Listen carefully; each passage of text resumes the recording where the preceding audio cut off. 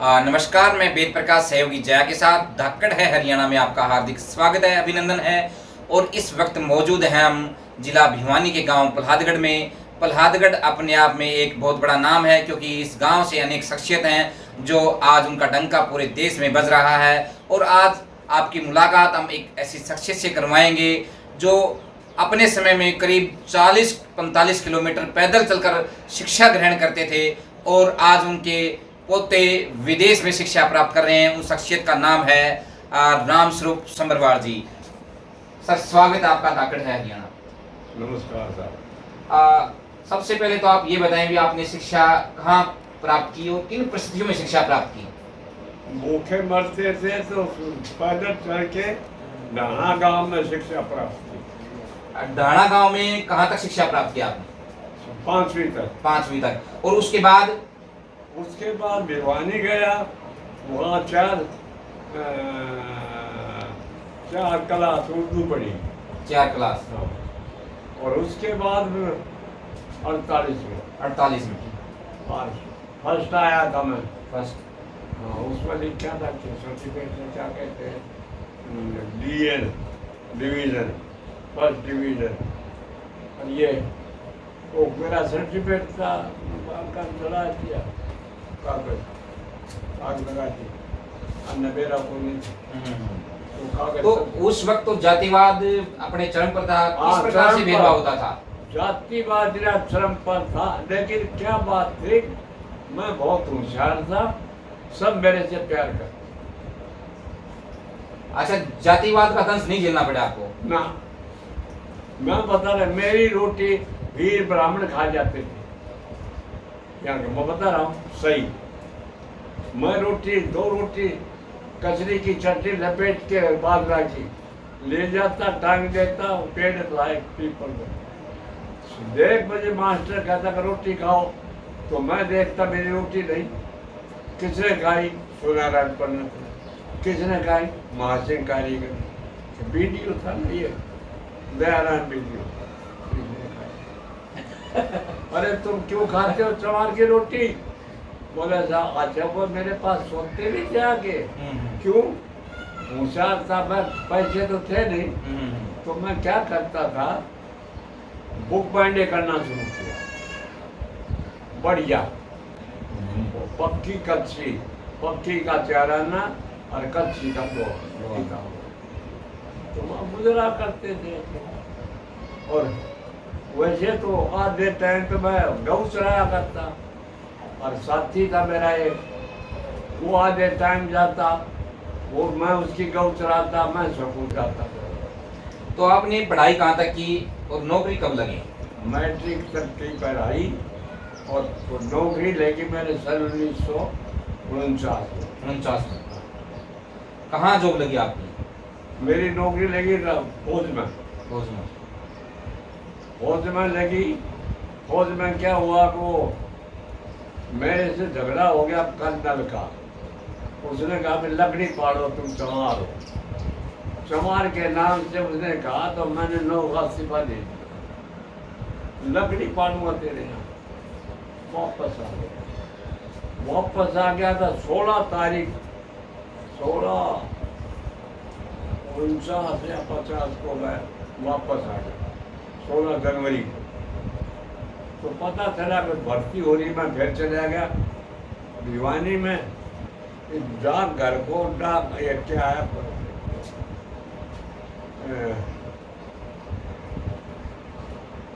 इसको बोलते हैं घंटाघर। यहाँ चला गया तो वो आ गए पुलिस वाले, मेरे को ले गए, मेरे को भर्ती कर। तो मैं चलेगा भोपाल MP में अच्छी नौकरी करी, बढ़िया नौकरी करी, 40 साल तक, 35 साल। और हौलदार रहा, कोर्ट मेरे बैंक नहीं, कुछ नहीं। और अच्छे मतलब अफसरों से बेलजोल रहा। मेरे से किसी ने कभी नफरत, मुसलमानों में भी रहा, पारसी में भी रहा, यहूदियों में रहा, कई कौमों में रहा मैं। वहाँ रहते थे तो मालूम पड़ता था ये यहूदी है, इनका खान पान रहन सहन मेरे को सब याद है, कैसे क्या है देखो मगर जमाना। तो एमपी पुलिस में आप रहे, तो एमपी में तो डाकू वगैरह होते थे उस दौरान, हाँ। तो कभी डाकुओं से भी मुठभेड़ हुई? और डाकू में 3 साल रहा, भिंड मुरैना ग्वालियर और चंबल भेड़। मेरी मुठभेड़ नहीं हुई। नहीं। क्यों नहीं हुई? मेरा ऐसा कभी पड़ा नहीं वास्ता। ये डाकू फूलन देवी हमने सरेंडर करवाई है आखिरी।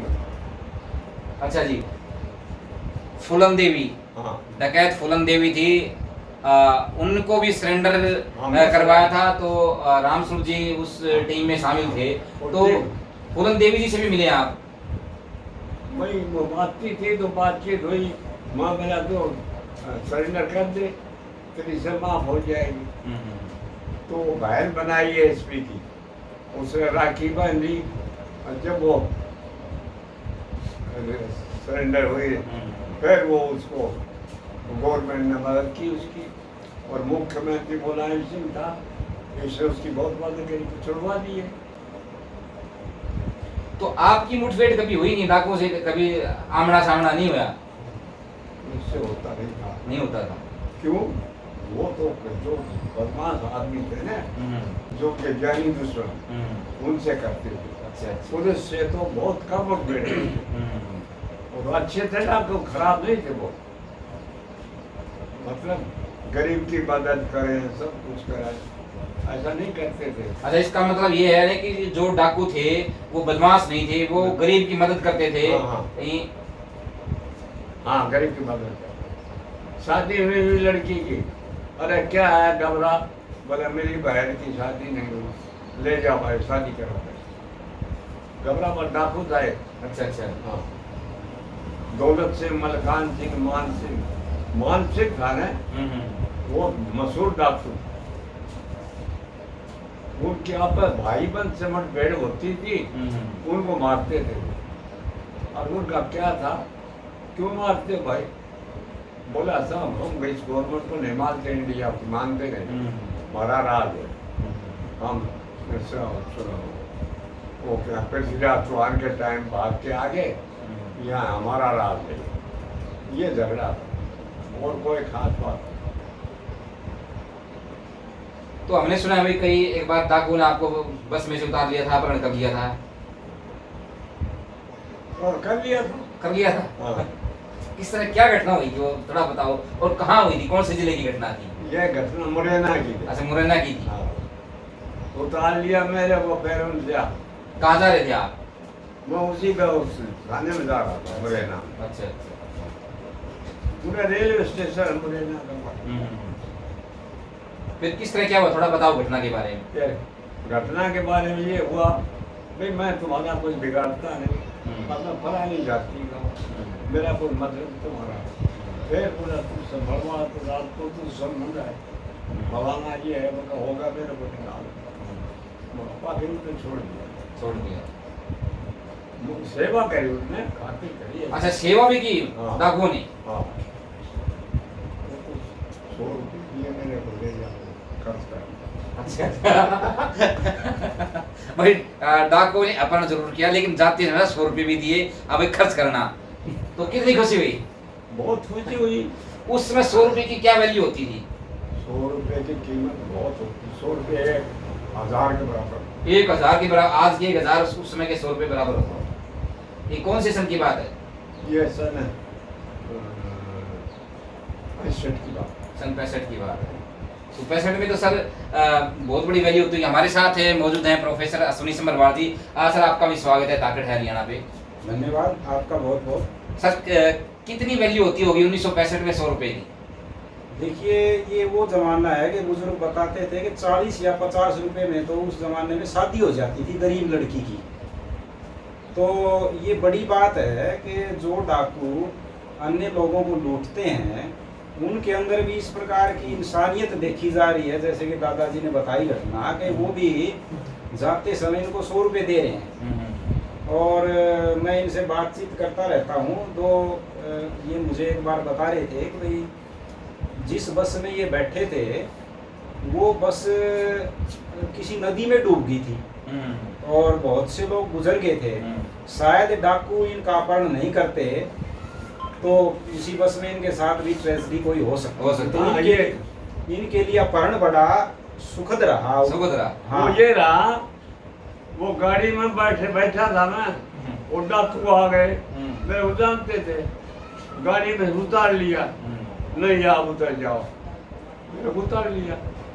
गाड़ी वहाँ से चलती है, नर्मदा नदी है वहाँ उसका, तो एक बरेली जगह है वहाँ, डिस्ट्रिक्ट रायसेन एमपी, वो बरेली जगह का कार्य घटना है ये, वो नर्मदा नदी बहती है वहाँ। तो उतार लिया तो बोला भाई, मैं बोला रहा तुम मेरे को मारोगे, मैं डर लगे, बोला नहीं, मेरे को 3 दिन रोके रखा। 3 दिन? 3 दिन, और 3 दिन कहानी क्या बताऊं, रोज दारू पियामे और मीट मछली खूब खाते करको, और वो 10-12 गुंडे वो देखने निगरानी के भाग नहीं जाए। हाँ, तो मैं कहने भागा था, चलो भाई ठीक है, बच गया। और उसके बाद क्या होता है कि वो गाड़ी तो वो आगे बढ़ गई ना, वो नदी में डूब गई, वो सब आदमी बच गए, मर गए, कोई नहीं बचा। तो मेरे को तीसरे दिन उन्होंने डाकू ने छोड़ दिया। तो मैं उतरा नीचे बस स्टैंड का, वहाँ गया, देखा तो मेरा गाड़ी डूब गई। फिर मेरी तलाश हो रही, तो डेड बॉडी कहाँ, रामसुर की, मैं उस गया ही नहीं, तो क्या बताऊँ, तलाश जांच हो रही है कि कहाँ गया। फिर वो थाने वाले से पूछा, सिपाहियों ने कहा रामसुर को हमने इस गाड़ी बैठाया, ऐसे सेफ्टी गाड़ी का नाम था, ऐसे सेफ्टी सिंधी साहित्य मल्टीपर्पज का। और पुलिस वाले की इज्जत करते थे तो आगे बढ़ा देते, ड्राइवर के बगल में बोले यहाँ बताया था कि वो सब गाड़ी डूब गई, तो क्या बताए। तो फिर मैं उतर के और फिर मैं वहाँ गया हेडक्वार्टर पर, रायसेन एसपी को पास भेजे मेरे एसपी, उन्होंने 100 रुपया अंडा को ना, वो भी मैंने खर्च रही थी। क्या उनका उन बता रहा हूँ, वहाँ गया तो एसपी के पास, एसपी ने गाड़ी है, साले तुम कहा दे रहा, हम तो मर गए ढूंढ के, तुम्हें कहा मैं बोले उस गाड़ी में, अरे तो कैसे बच गया, तो उसको ना बच गया। वो 100 रुपये मैंने एसपी को दिए कि ये उनका अपमान दिया, और उस एसपी ने फिर मिठाई बटवाई वहाँ। ये रहा। तो आप देख सकते हैं, देखो उस समय 100 रुपये की वैल्यू कितनी होती थी, और राम स्वरूप जी ने वो 100 रुपये भी वहाँ के जो एसपी थे उनको दे दिए। ये अपने पास भी रख सकते थे, लेकिन उन्हें ईमानदारी दिखाई और वो 100 रुपये भी एसपी को दे दिए। कितनी बड़ी बात है सर, सैल्यूट आपको। आपने वो 100 रुपये उस वक्त बहुत वैल्यू होती थी और अपने पास नहीं रखे। नहीं रखे। क्या कहना चाहेंगे सर इस बात पर? देखिए, जो हमारा पुराना टाइम था, विशेष रूप से जो बुजुर्ग थे, वो हमारे जो नैतिक मूल्य हैं उनका पालन करते थे। आज नैतिक मूल्यों का पतन हुआ है, तो ये घटना सिद्ध करती है कि हमारे समाज में नैतिक गुणों का कितना महत्व था। ये चाहते तो 100 रुपये बड़े थे, बहुत बड़े रख सकते थे, पुलिस प्रशासन को पता भी नहीं था, छुपा सकते थे, लेकिन ये बहुत बड़ी ईमानदारी है इनकी उस समय की। इन्होंने पुलिस प्रशासन को ये बताया कि ये डाकुओं ने मुझे दिए। ये बहुत बड़ी बात है। उस समय के प्रशासन को प्रशस्ति पत्र इनको देना चाहिए। और एक मैं ये बताना चाहूँगा इन दादाजी के बारे में कि ये वो ज़माना है वेद प्रकाश जी, जब जातिवाद की चर्चाएं आप सुनते हैं, लेकिन मैंने जब दादाजी से बात की तो एक घटना बड़ी इम्पोर्टेंट ये आपको बताएंगे कि हमारे यहाँ एक अलवास गाँव पड़ता है, वहाँ का एक राजपूत जो है ना, वो इनको घर से लेकर के गया था पढ़ाने के लिए। तो पूरी डिटेल जानकारी ये देंगे कि वो राजपूत किस प्रकार से इनके घर में आया था, इनको क्यों लेने आया। ये बहुत बड़ी बात है कि राजपूत समाज जो है वास्तव में एक रक्षक समाज है। और वो उस समय भी ये नहीं देख रहा कि भाई एक चमार जाति का बच्चा है, इसको पीछे छोड़ दिया जाए या इसको पढ़ने ना दिया जाए। पूरा रुचि करके इतनी दूर से वो आता है और वो घर में पढ़ाई के लिए लेने जाते हैं। पूरी कहानी ये बताएंगे कि वो अलवास के जो हमारे पड़ोसी गांव है, वहाँ का राजपूत किस उद्देश्य से यहाँ आया था, किस प्रकार से पढ़ाई के लिए इनको लेके गया, ये दादाजी थोड़ी सी विस्तार से बताएंगे। आप इनसे एक बार बात करें। ये एक बड़ी घटना है जो सिद्ध करती है कि उस समय गुणों का महत्व था, जाति का नहीं था। और जातिवाद जो है इनके साथ नहीं हुआ, कहीं ना कहीं पढ़ाई का मूल्य था। तो ये भी आप देख सकते हैं कि जातिवाद हम मानते हैं आज भी है, उस वक्त भी था। लेकिन एक होशियार बच्चा था तो उसको एक राजपूत समाज का व्यक्ति पढ़ाने के लिए घर से लेके जाता है, उनको पढ़ाई करवाता है। तो वो पूछेंगे सर किस तरह वो व्यक्ति आया आपके पास, सर क्यों आया, आपको पढ़ाने के लिए क्यों लेके गया? वो आकर उद्देश्य तो अंग्रेजों ने कहा भाई कोई एक स्कूल खुलवा दो और बच्चों को वहाँ बोलो आप उसको पैसा देंगे आपको। तो वो देख बच्चे इकट्ठा कर रहा नया स्कूल, बिल्डिंग थी कोई एक है, एक सामने गांव में शायद 1 किलोमीटर भी नहीं होगा, मंदिर था वहाँ। मंदिर में मास्टर ने कही उद्देश्य नाम था। और हमारे बाप दादा है ना, ये गए थे ठाकुर से की दोस्ती की, लगा उनका यूं था। तो मेरा बाप ने उससे कहा महाराज चौराने में ले जाइए, समझे। तो वो दोस्ती थी ऐसी। वो फिर आ गया मेरे घर, यहाँ देखा बहुत गर्मी, लेकिन मेरे को यहाँ से पकड़ के ले गया। अच्छा, पकड़ के ले गया पढ़ाने खातिर? हाँ, बात पकड़ के ले गया। और फिर देख लो मैं रहा गांव में, सारे गांव में मेरे को उस वक्त खाट देते थे बैठ जाते और कुछ आलूवास के राजपूत। हाँ। तो ये भी बहुत बड़ी बात है कि एक राजपूत वो गांव है, वो रामस्वरूप जी को ना 4 पाई देते थे बैठने के लिए, जो पास में फटकने नहीं देते थे। लेकिन रामस्वरूप जी को उनकी एजुकेशन की वजह से, इनकी जो पढ़ाई में जो लगन थी उसकी वजह से 4 पाई पर बैठाते थे। बहुत बड़ी बात है सर, क्या कहना चाहेंगे सर?